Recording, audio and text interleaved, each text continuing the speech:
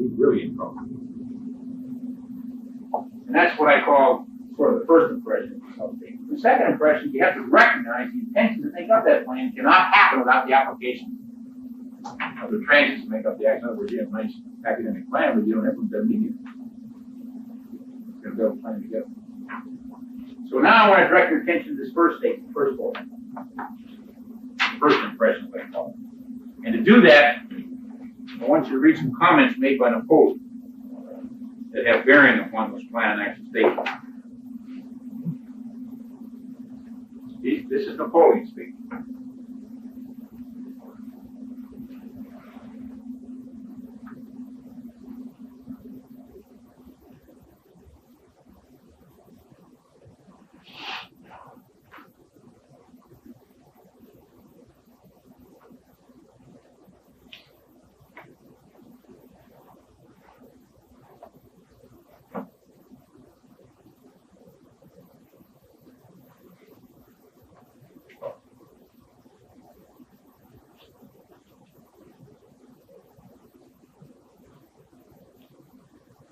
Look what he's saying there. He said, hey, it's a tough job. It's hard to keep track. If that's the case, invert the argument. If it's tough for him to keep track, what we're saying, that's a human vulnerability weakness. So you want to turn that argument and feed that. Make it even more difficult to work and get something. So let's turn the whole argument around. When we do that, we come up with an idea we call grand tactics. When you're dealing with plans and actions from the grand tactics of operation. And that's the kind of thing we're talking about. You're trying to get inside, you create a tangle, threatening and or non-threatening. The basis for that, you're trying to mesh him in the amorphous kind of unpredictable. Certain doubt and or pull the adversary back inside himself. In other words, if a guy can't cope with the world, you turn to pull him back inside himself, which makes him even more disoriented, he can't keep up.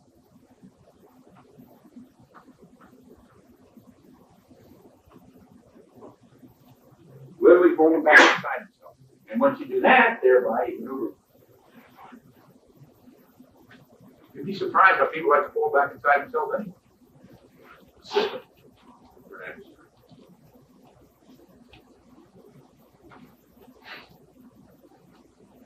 Okay? Let's go to the second impression, where I made a comment about transient speed and the intention. You want to state it this way, transient under the action, speed, and intention. We stated all these before, probe and test, employ variety, etc. But look at underwrite, severs moral ties, disorient, subvert, disorient, disrupt, etc. You're doing all these things. Here's what you're trying to pay off. And the key words, they're either explicit or implicit in these statements. If you tie this together with this, then you do what I call the generalized strategy. Your strategy. This is what I call your strategy.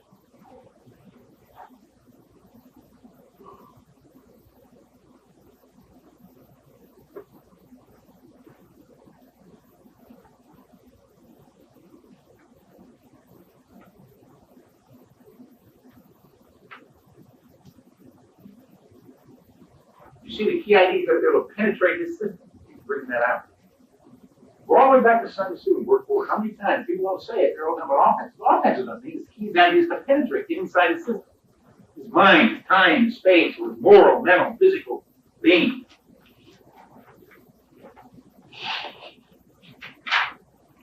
So then if you paste it all together,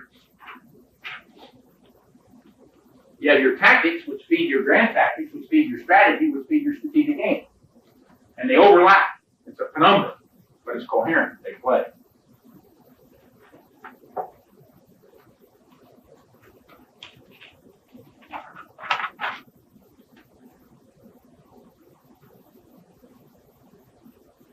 You've seen them all. You see how they all play. Another way of thinking about it, what I call an alternative portrait. Or as they call it at the bottom, an alternative portrait of ruins. It's not just only apart. That's one way to think about it. Showing other ways you can stay loose.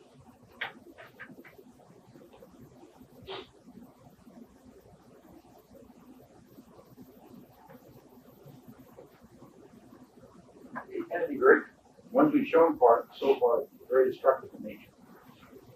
So that in mind, we can think of it in this sense.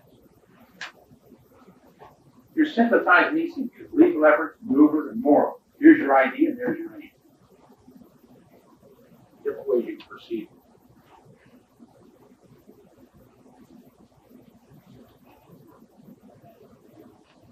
Now, you're talking about political campaign. Remember earlier we talked about something in terms of you wanted to isolate your adversary, also maintain your basis of support, your support base, moral, mental, physical. Isolate his, maintain yours, do not lie, do the same. Go back to Sun Tzu. Remember we talked about the inside of your eyes, know your adversary, know yourself, and such. We look at rolling all the way up. We see some themes that begin to unfold. So let's pull those together. What I call underlying insight.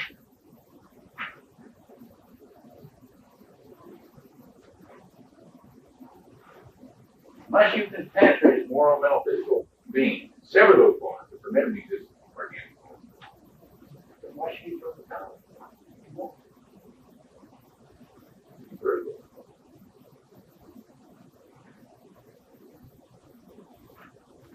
That in turn, when you do that, allows you to isolate him from his allies or the outside support as well, internally, what he can't function.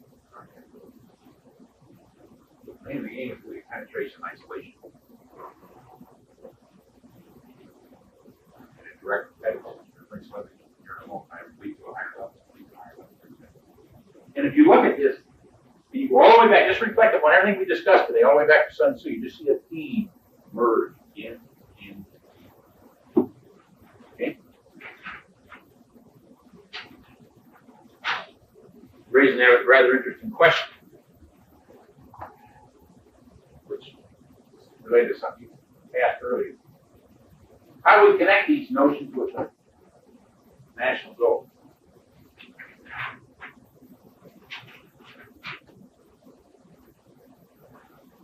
Moving up. One, grand strategy to support the national goal, and second was the division point. Pump up our resolve, drain away adversary resolve, and attract the uncommitted. And in Vietnam, we pumped up theirs, drained away ours, and they attract the uncommitted. We lost it. Which suggests you're going to pump up yours, drain away theirs, and attract the uncommitted. You got to know your enemy, know yourself, and the uncommitted. Remember, I said Sun Tzu only had two of those. You got to know three. You know, in politics, you understand that implicitly. You got to know your adversary, yourself, and also the people out there. Which way are they going to go?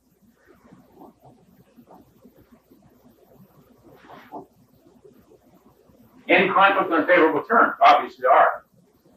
Ensure that peace terms do not provide a base for unfavorable future conflict. Now, these things are easy to say. They're hard to kind of put together. Ideal sense. In any case, if you paste it together, you can kind of lay out a semblance of what I call a one statement, a semblance of a grand strategy here. We amplify our spirit of strength. Now, if you're a military sense or a nation state sense, you're talking about political, economic, socially, etc. You're talking about strength.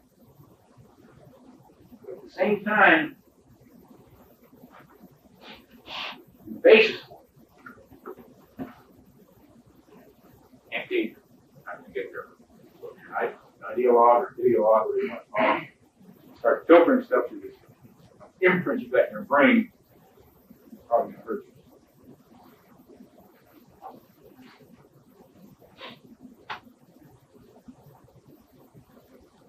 Okay?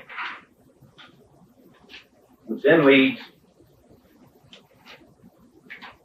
you don't have to read them all, we've all seen it before. The top, so now we're back to the national goal, all these before.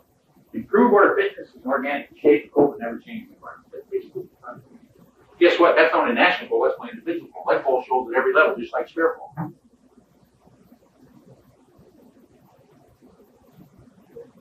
But the point I'm trying to bring out here, these upper two tend to be what I call, tend to be constructive in nature. Whereas the bottom four here tend to be destructive in nature. The upper two can operate over a longer time horizon, the bottom four over a shorter time horizon.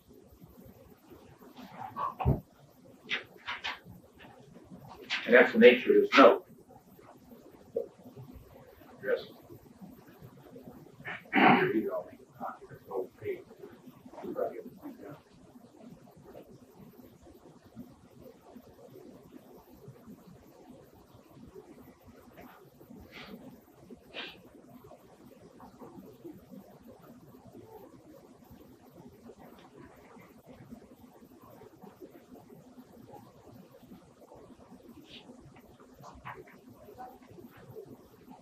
Think of it this way as an example. If you go in and you take a country, let's say a country, for example, spent many years building up its defenses and collapsed in a few weeks. Well, those citizens can be irate at their meeting and say, we spent all this, the whole thing caved under, so you got a lot going for you to conquer. If you behave, if you misbehave, you lose it all. Because see, the leaders will be seen as morally corrupt, incompetent, unable to deal with that, like Francis.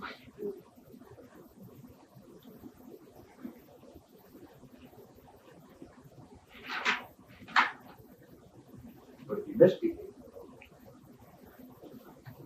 see, where Hitler really lost the war was primarily through instigating.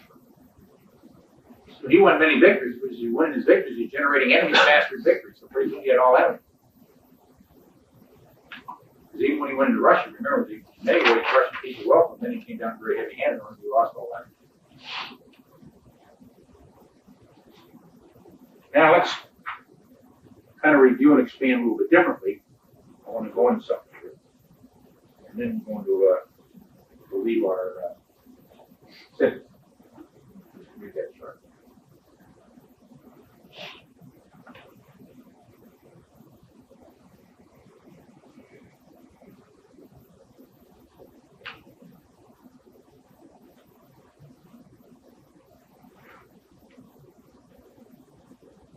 Talking about unifying vision. And people are going to have that unifying theme, unifying vision, unifying ideal.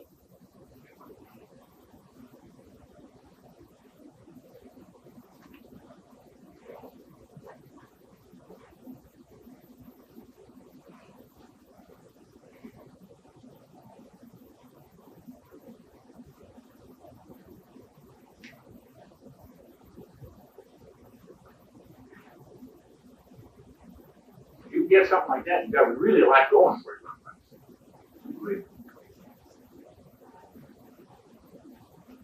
Worth the investment. It takes time. Okay? And here's the point I'm leading to. It gives you really a theme for what I call survival and conquest in many different directions. Basically, what we're talking about here, unifying vision, grand idea or overarching theme. That individuals as well as society can shape it out. It offers a way to expose adversaries' flaws. You do that before you really got something. And that's where the Marxists were strong for so long. They had a so-called utopian ideal. Meantime, they're making capitalists look like a bunch of jerks and then taking over the world. It was one of the most significant events out of World War I. The establishment of the first communist state. World War II permitted what? The expansion of communism. They gained both ways. They should run both world wars.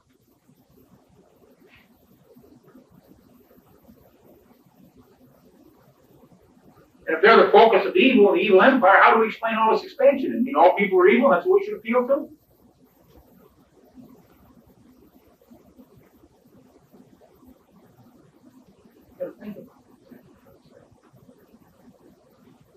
And then, of course, ingredients needed to pursue that vision.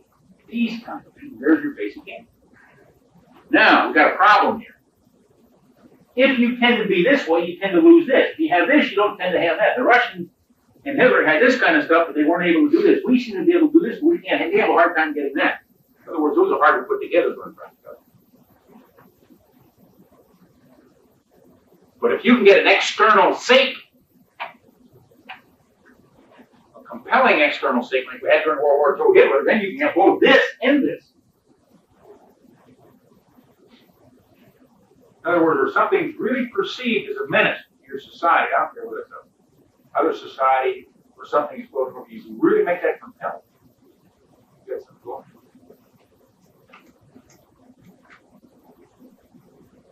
Whether it's small. Now, what's happened to the Marxian philosophy? See, they had no track record. Before there's any communist states, there were no track records, all these ideal states. Now there's track records, have a lot of problems. And we can expose those problems. Instead of saying they're just evil and it's all right, but you want to say, hey, wait a minute. Start laying it out. Do it in a very powerful way. You got a lot of problems. We can leverage that enormously. We should. But do it in a way that is on high ground. Always don't do it the way you're down the sewer. That's not so good because then you hurt yourself. Very important. Okay. I'm going to skip the application, got a lot of time, and I'll go right to the wrap-up. You can read it.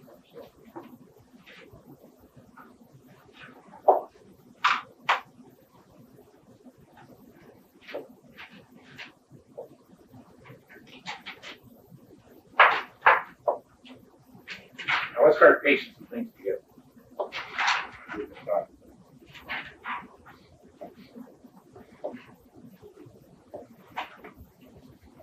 Start going on.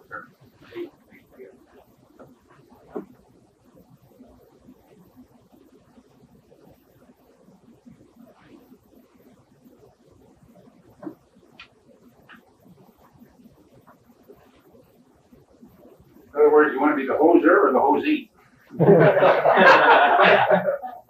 Let's get down to the fundamentals here. And that's it. Sort of tactical.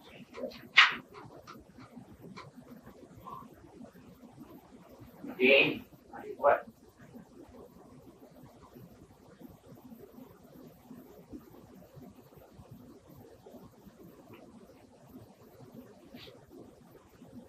Now, when you sever his moral bonds, in a sense, with the new things I'm looking at, when you penetrate a system, you do certain things because himself to sever his own moral bonds. In other words, where he starts violating not only internal but external with his allies.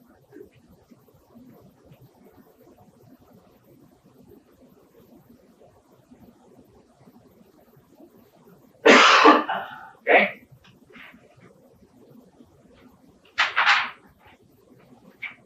Now I want you to read this chart and I'll make some comments on it.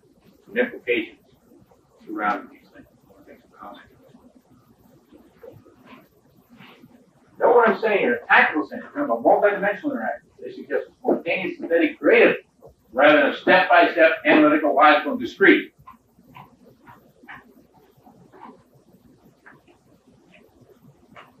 Know what I'm saying? Increasing your complexity, not enhancing.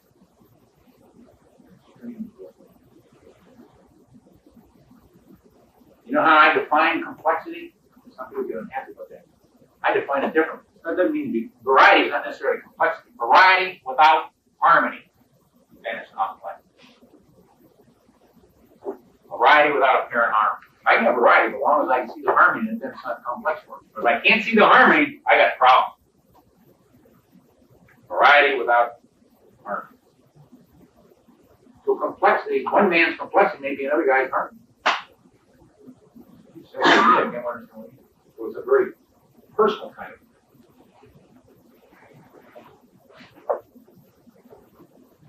In a strategic sense, we want to use that variety of low rapidity. So it makes it very difficult. The other guy can't read what we're up to, can't keep up. So basically what we're saying, up here, we're trying to pump up, we're trying to reduce our friction in our time in order to cope with things. Down here, we're trying to pump up our adversary's friction and increase his time so he can't cope. In other words, we want to get a mismatch of friction and time. So we get that lever, make it difficult. And what I'm suggesting here, if you start setting up very complex arrangements, in other words, where you don't have that harmony with that variety, then you got a problem. In other words, can you internalize those relationships that you set up? If you can't internalize them, there are many out there, you got a problem. You know, just like when you drive a car, there's a lot of complex things you do, but you don't have to think about it. You do it. It's complex unless you see the harmony. But once you put it together, it's not complex. So can you set your organization up so people just naturally do it? It operates in a very harmonious way without having to be explicitly detailed. other words, those implicit connections are bonds effective. Okay, with that in mind,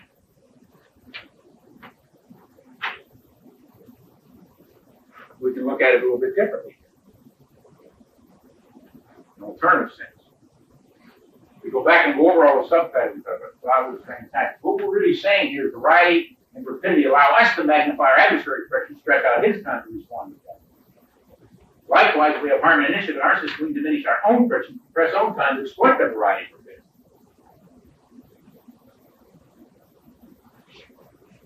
So all together, you paste all together, all four of these together, it allows us to literally fold our adversary back inside himself. He can't stay on top.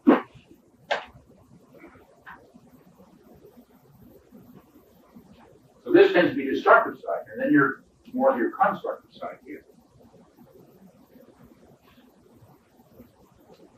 Remember, you always want to keep in mind, you plan destructive effort also, because you just don't do destructive, you want to always build up the support for yourself. How many people here read college? What he laid out in his book one, an interesting thing where he said, look, if you're looking at society, think of three components in society: the government, the armed forces, and the people. Not bad. Now, if you think about, in this sense, if you're going to put a coup d'etat on somebody, all you're doing is trying to replace one government with another. If you're talking about blitzkrieg, you're working against the armed forces and the government. If you're working about guerrilla warfare, you're primarily working on the people. You're trying to siphon away from the government and armed forces so they got nothing to work with. Of course, that's politics also. Trying to siphon the people away from your adversaries. You get the votes, he doesn't. You get in power, he doesn't. Same game. So now, with that in mind, if you want to pretend you're a modern Sun Tzu, and you want to make these statements, the art of success is in a very simplified way of looking at it.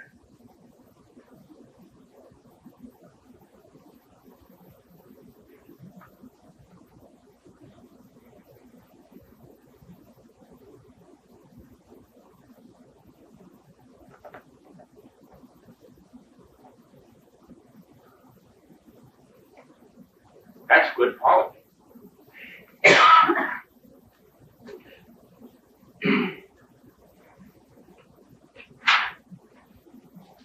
Now let's go to the epilogue and we'll finish up. This is the last part of it.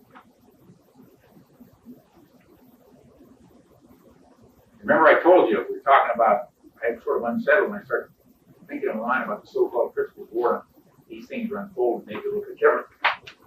And of course, that's the nature of this chart here. The fact that I was unsettled. And so what I want to do, because of it, I said, let's look at some principles of war or military art. So I'll show them to you from four countries. USA, United Kingdom, Soviet Union, France. You don't have to read them in detail, leave it already got. The key thing is, though, USA and United Kingdom are quite close here. Soviet Union is a bit different. Plus, the Soviet Union has so-called mobility and temporal speed. And the French only have three, contrary to others, three last, of course. The point is, they're all different. Germany doesn't have any, or didn't. I don't know, they have some now or not. So let's critique.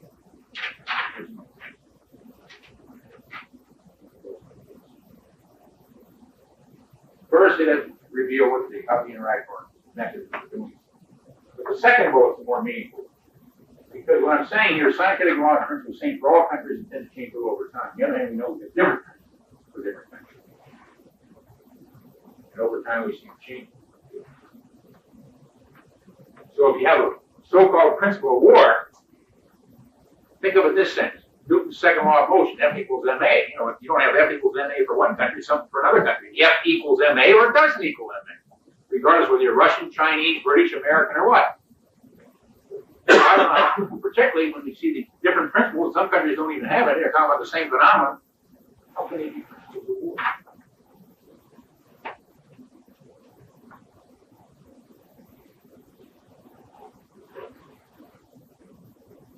So this would suggest I'm saying they're not principles. Then there's going to be some kind of a laundry list or checklist people are trying to keep in mind, whatever it is. I don't know. But certainly not principles. I really don't see that. But maybe there's an alternative possibility.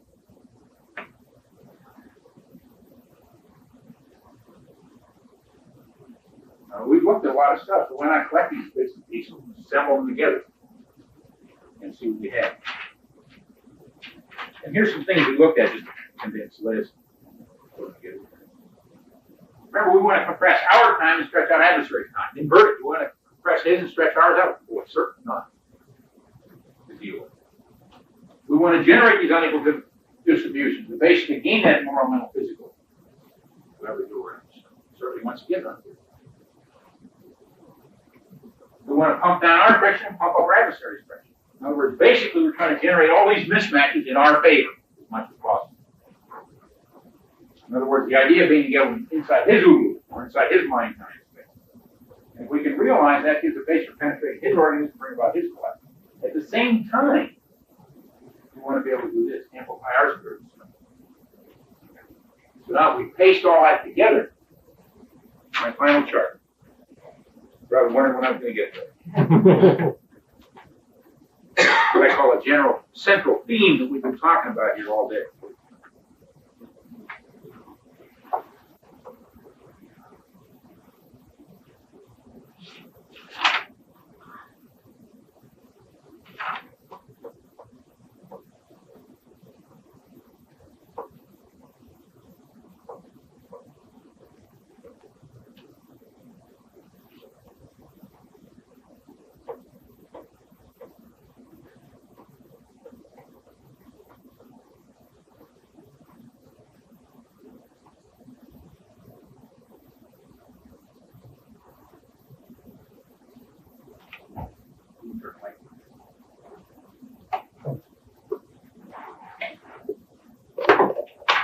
Took longer than normal because I was digressing things that are inducing some other notes. That is it. Are there any questions? Got a comment. You talked about how maneuver and moral conflict is better than the attrition conflict. So you think